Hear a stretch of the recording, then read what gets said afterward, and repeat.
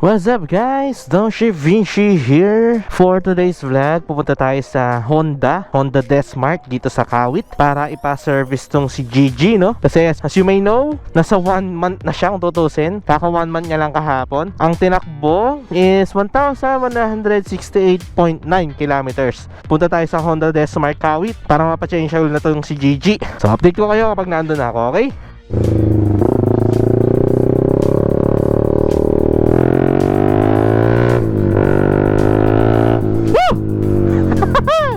Grabe! Sarap talaga na itong VMAX.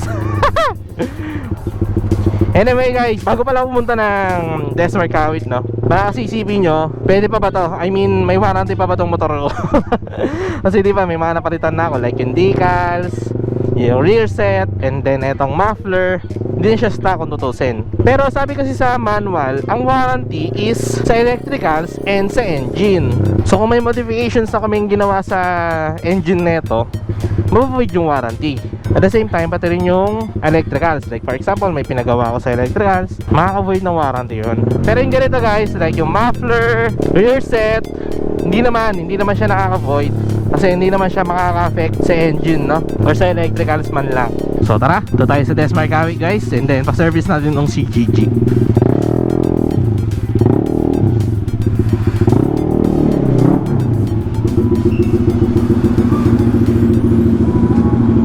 Ito tayo sa Kahit. So pahinga lang ako dito guys. And then balitaan ko kayo, mahaba pa yung pili.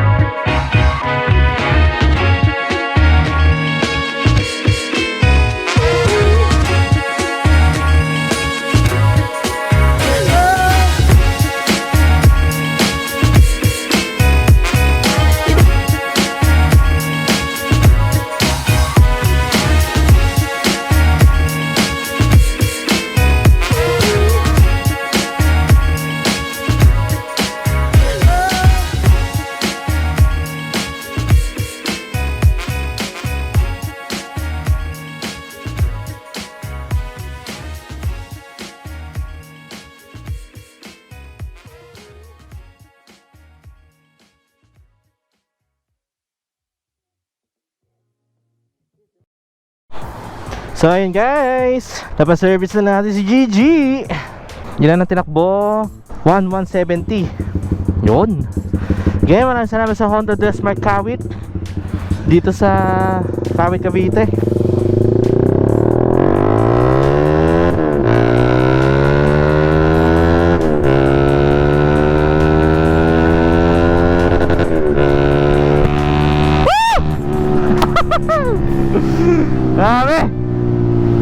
Nakita nyo naman siguro sa video, no, kung ano yung mga ginawa kay Gigi. Like in-adjust yung gulong, in-adjust yung kadena, change oil, chinek yung mga parts, like kung may ilaw ba, gumagana ba lahat ng electricals, etc. Then sabi naman ng mechanic, wala naman daw problema sa motor. Lahat naman gumagana, brakes, engine, electricals. So mahalaga ako, ibig sabihin. Hindi, joke lang. Hindi, syempre, alam naman natin eh, Honda yan eh. Kaya wala talaga tayo ma-feel na issue yan. Nakakamiss lang din, no? Nakakamiss lang din magpa-service ng ganyan. Kasi sa totoo lang, ever since nag-start ako mag-motorcycle, ako yung nag-maintain ng bike ko, kaya ina-aberya. Pero this time, no, ugaling ko na siyang magpa-service lagi sa mga kasa para ma-maintain nga na maayos. So yun, so far ganda na ulit ng takbo ni Gigi, hindi na pigil. Since nung na-reach yung 1,000 kilometers, nakaka-feel ako na parang yung clutch niya is matigas, or more like hindi pumapasok yung clutch, no? Pero ngayon, eto, pumapasok na agad yung clutch. Tapos nakita nyo naman siguro yung oil, sobrang dumi, sobrang itim. Kasi nga nasa 1,000 kilometers na. And yung oil pala na gamit dito guys, semi-synthetic na pala. Yung Honda oil na ginamit dito, na nilagay dito, semi-synthetic na pala nakalagay. Akala ko mineral pa rin na walang ibang additives. Eh di ba ganda kung semi-synthetic na, di ba? Mas matagal na yung palitin nito. Ang advice din sa akin, 1,500 to 2,000 daw. So kung nasa 1,000 na to, balik ko siguro mga 2,500. Yan, it's either 2,000 or 2,500 na kilometers. Sa ngayon kasi nasa 1,000 na siya eh. So yun guys, eto, ayos, sarap ulit na gamitin ito ni Gigi, no? Ano yun lang, binigyan ko na kayo ng pointers kung ano bang mga gagawin kapag nagpa-service, especially dito sa Honda Desmark, Kahit, Cavite. By the way, dyan ako kumuha ng ADV.